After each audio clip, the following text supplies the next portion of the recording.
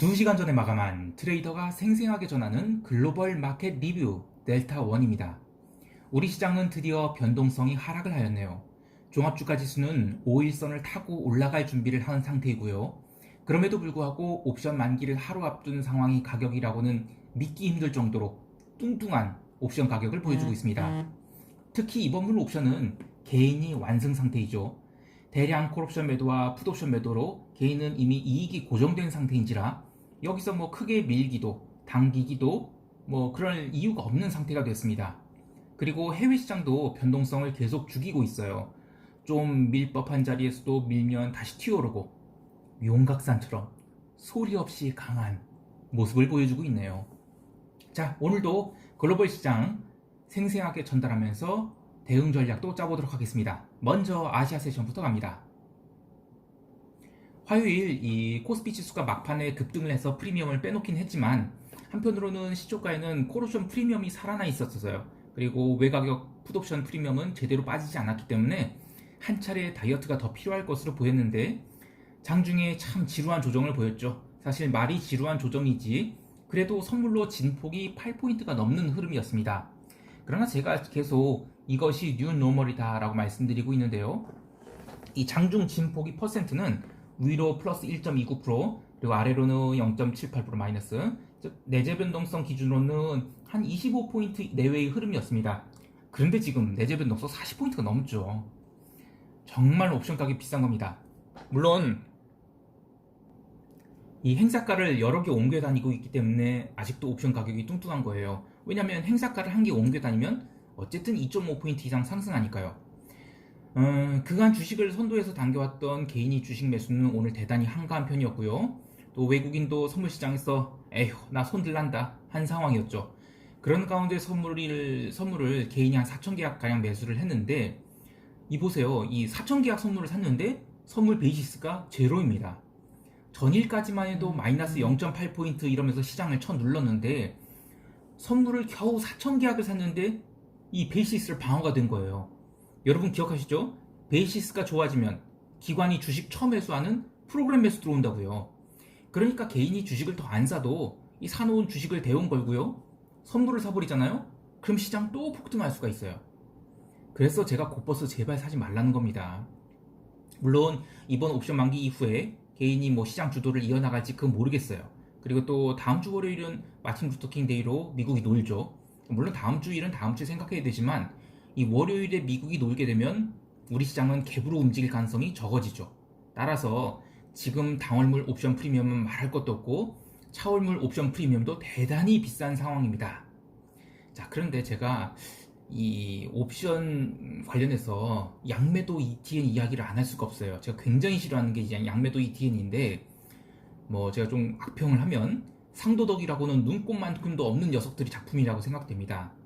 대부분 양매도 ETN들이 지금 기준가에서 마이너스 20%, 마이너스 30% 내려와 있는데요. 당연하죠.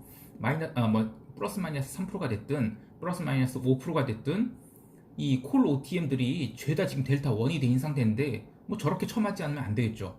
근데 저것들 올해 내내 기준가가 10,000원 못 넘긴다에 10만원 걸어보겠습니다. 이 이야기는 뭐냐면, 우리가 경험하지 못한 상승장에서는 골치 아픈 전략 이런 거 필요 없다는 겁니다. 이 전략의 다양성을 추구할 수 있는 상품들이 존재에 대해서 고마워야 되지 않냐라고 하실 수 있는데요. 이걸 좀 표현하면 좀 열받기도 한데 어쨌든 옛날에 그 어떤 증권사에서 5% 베제라 콘돌 이런 거를 막 랩으로 많이 했다가 참 여러 명 아웃됐습니다. 물론 고객들도 정말 난리도 아니었고요. 근데 이게 만기에 한쪽으로 쏠리게 되면 어떻게 되겠어요? 뭐 델타 1이 되는 거예요. 포지션 한쪽이. 그러면 이제 보통은 델타가 완전 마이너스게 되는 거죠.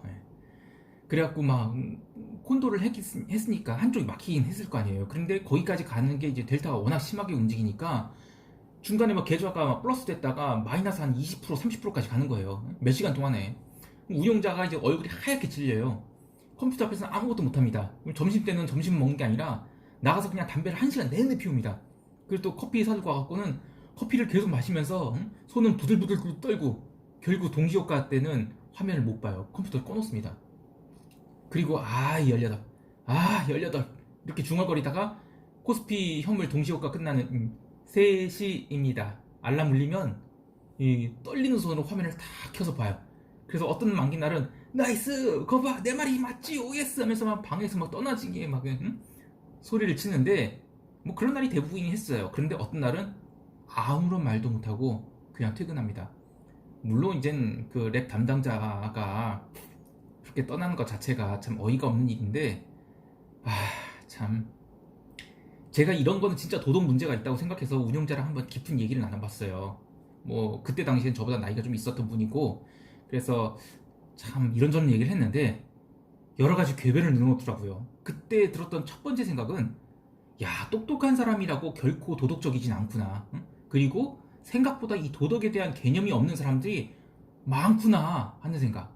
그리고 또 두 번째는 이 세상에 돈 많은 사람들 참 많은데 그러한 돈 많은 사람들이 자기 분야 말고는 참 무지한 사람들이 많구나. 그리고 그거를 이용해 먹는 사람이 정말 많구나. 그런 것도 느꼈어요. 참 제가 막 지금 생각해도 열받는데요. 저는 진짜 도덕이 정말 중요하다고 생각해요. 돈을 많이 버는 것도 더 중요한 게 돈을 어떻게 벌었느냐가 더 중요합니다. 금융권에 있는 사람은 진짜 도덕적이어야 되거든요. 참. 아유, 자, 시황 이야기하다가 산으로 가버렸는데요. 빨리 본론으로 들어가겠습니다. 그 제가 양매도 ETN 얘기한 이유는 이미 변동성이 떴어요. 변동성이 추세로 뜬 건 아닙니다만 폭발을 했기 때문에 이 다음 달에는 그래도 양매도 ETN들이 반등을 해줄 거예요. 뭐 이미 롤오버도 많이 했을 테고요. 근데 어쨌든 얘네들이 델타에 개처물러 있을 겁니다.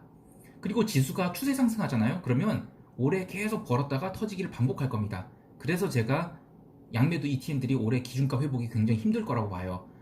하여간 양매도 ETN 찬양한 사람들 죄다 아우지로 보내버리든지 해야지.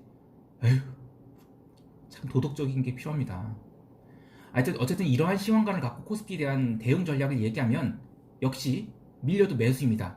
사실 뭐 5일선, 11선 두 개를 종가상으로 확실하게 깨기 전까지는 총알을 넉넉히 하고 물타기 하겠다 생각하세요. 그리고 밀리면 감사합니다 하고 매수하셨으면 좋겠습니다. 오늘 또 뭐 만기 동시효과에 뭐 밀린다. 감사합니다 하고 사십시오. 한번 5일선 타고 어디까지 가나 관찰해 보세요. 자, 이제 유럽 세션 가보겠습니다. 유럽은 역시 뭐 증시는 별 볼 일 없었어요. 이 만기주라서 별거 없다 했는데 진짜 이번 주 내내 끝까지 징그럽죠? 계속 프리미엄 빼고 있는데 이거 내 푸지 100 녹아나는 거 보세요. 어쨌든 뭐 저는 계획대로 하면 올해 그 푸치는 뭐 웬만해선 손절 안 주고 당길 거라고 보고 롱뷰 유지하고요. 그럼 그렇고 오늘 유로화가 다시 내렸어요. 그렇다고 뭐 비달러 바스켓들이 싸그리 내린 건 아니고 오히려 유로화만이 좀 유난히 내렸다고 봐야 될 건데요. 뭐 그 헤드라인 찍히는 거는 이탈리아 뭐 정치 불안 이슈 때문에 눌렀다고 해요. 그런데 이탈리아 채권은 반등했거든요. 그러니까 이게 뭐냐면 그냥 노이즈입니다. 이 더 큰 것을 생각해야 돼요. 작년 하반기 이후로 유로존은 모두 지금 어깨 동무 상태죠. 그러니까 나 혼자 안 죽는다 이겁니다. 그러니까 증시도 안 밀리는 거예요. 다만 이 통화시장이 와리가리하는 거는 지금 달러 인덱스 90포인트를 놓고 계속 이제 국지전이 일어나고 있습니다. 그래서 저는 앞으로도 한 2주 정도는 계속 이런 국지전 상태가 있을 것 같아요. 그 뒤에 달러가 밀리면 그게 진짜입니다. 그래서 저는 뭐 유로화는 채널 트레이딩을 할 기회다. 아주 많이 밀렸다가 횡보한다 싶으면 그때 이제 오버나잇 각오하고 매수하고 또 이길 청산하고 그런 식으로 대응하는 것이 좋을 것 같아요. 또 영국 코로나 뭐 신규 사망자가 하루에 오늘 1564명으로 신고가를 쳤죠. 사망자가 신고가를 친 것에 신고가란 표현이 참 부적절하긴 하지만 어쨌든 영국 증시는 뭐 오르지 못했을 뿐이지 밀리지 않았어요. 그러니까 금융시장은 코로나 신경 안 쓰고 있습니다. 경제 지표로는 유로존 11월 산업 생산이 있었는데 전월비 2.5% 증가를 했어요. 전년 대비로도 증가고요. 아주 나이스하게 나왔는데 그런데도 불구하고 증시는 콧방귀도 안 꼈어요. 통화시장도 오히려 밀렸고요. 그리고 뭐 ECB 총재 발언이 있었는데 유로 강세에 극도의 주의를 기울이겠다라고 구두 개입을 했죠. 그러니까 상담 레인지를 제한하겠다는 거예요. 좋습니다. 저는 한 2주 정도 계속 쉬어갈 거라고 보는데 그 뒤로는 방향성이 있겠죠? 그때는 따라가야 됩니다. 자, 전반적으로 유로존 이슈는 별거 없었기 때문에 바로 미국 세션 들어갈게요. 아시아 시장에서 미국 지수 선물은 나름 강세였어요. 근데 유럽 세션 들어와서 계속 상단이 제한된 모습이어서 결국 이 못 견딘 쪽에서 롱스탑을 날리면서 좀 뜬금포 하락이 나왔습니다. 사실 뭐 조정폭이 마이너스 0.45%밖에 안 돼서 뭐 이걸 대단한 하락이라고 할 수는 없는데 계속 버티다가 밀렸다는 것에서는 상당히 피곤한 모습이었죠. 근데 제가 계속 얘기하지만 밀리면 매수입니다. 이 유럽 세션 진행되면서 계속 미국 지수섬을 눌리다가 미국 본시장 1시간 전에 그 12월 CPI가 발표되면서 뭐 컨센서스 수준의 물가 상승률 발표됐죠. 그러면서 시장이 바닥을 치고 올라왔어요. 그래도 본장 시작하고 장중 몇 번 눌림이 있었는데 전반적으로 매수세가 꾸준히 유입되면서 나스닥 중심으로 상승이 나왔고요. 종가까지 올라가서 훈훈하게 마감됐습니다. 지금 잘 보시면 S&P가 지금 굉장히 오랫동안 횡보 중이거든요. 유럽장도 마찬가지고요. 그래서 저는 이번 만기주 이후에 유럽 세션이 아주 크게 뜰 것 같아요. 특히 다음 주에요. 그래서 저는 유럽 지수에 대한 롱뷰 계속 유지하고 있고요. 특히 다음 주 월요일 날 미국이 놓일 때 좀 많이 크게 오르지 않을까 싶습니다. 자, 또 개별 종목 보면 일라일리가 어제 눌린 이후 다시 3.75% 상승을 했어요. 근데 이게 뭐 코로나 치료제 때문에 오른 것도 아니고요. 그냥 계속 기대감 때문에 오른 겁니다. 그런데 실제로 코로나 치료제 이슈가 나와서 폭등을 하잖아요. 그럼 정말 감사합니다 하고 매도하고 안녕히 계세요 해야 됩니다. 안 그러면 이 파이자 꼴로 날 거라고 봐요. 그렇고 보니까 어제 장마감, 코스피 장마감 후에 그 셀트리온의 그 코로나 치료제 이슈가 있었죠. 그냥 노코멘트 하도록 하겠습니다. 자, 또 개별 종목 보면 인텔이 CEO 교체 이슈로 6.97% 상승을 했는데요. 여러분 기억하실지 모르겠는데 작년부터 인텔은 참 여러 투자자들 머리 아프게 한 주식이었어요. 처음에는 그 AMD의 그 라이젠 프로세서가 워낙 잘 나가서 AMD와의 가격 역전 이슈가 있었죠. 주가가 바뀌었단 말이에요.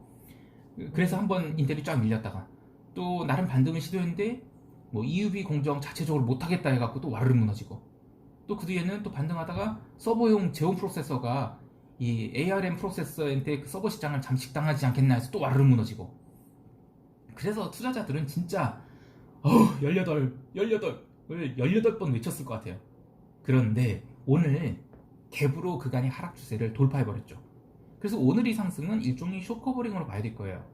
이 인텔을 제가 왜 개별 종목인데 이렇게 길게 이야기하냐면 이게 바로 지금 시장의 성격을 설명해주는 모습 중 하나입니다. 즉, 이 돈이 너무 많다 보니까 숏을 쳐도 계속 매수한 애들이 들어와서 숏돌이들이 견디질 못하는 거예요. 네, 강세장입니다. 참 기름 이야기 빼놓을 수 없네요. 어제 원유 재고 감소 나왔죠. 그런데 기름은 조정을 받았어요. 그러니까 정확히 말하면 재고 발표 전에 아시아 세션에서 초강세였던 게 유럽 세션 들어와서 유로와 약세로 함께 밀렸고요. 장중 반등 여러 번 시도했는데 계속 밀려서 끝났다 이겁니다. 그러니까 일중 흐름은 이실현성 흐름이었어요. 그래서 기름이 상승 추세는 변함이 없지만 이 50달러 넘어서는 부담스러운 상황이다. 그래서 그 토요일날 이번 주 토요일 새벽에 있을 오일리그 카운터가 증가하게 되면 뭐 쉬어갈 또 핑계 되지 않을까 합니다. 어쨌든 커머디티 강세 콜 유지합니다. 자, 시장 총평 들어갑니다. 오늘은 이 코스피 옵션 만기일이에요. 개인과 외국인이 파생 상품을 둔 진검승부가 있는 날입니다.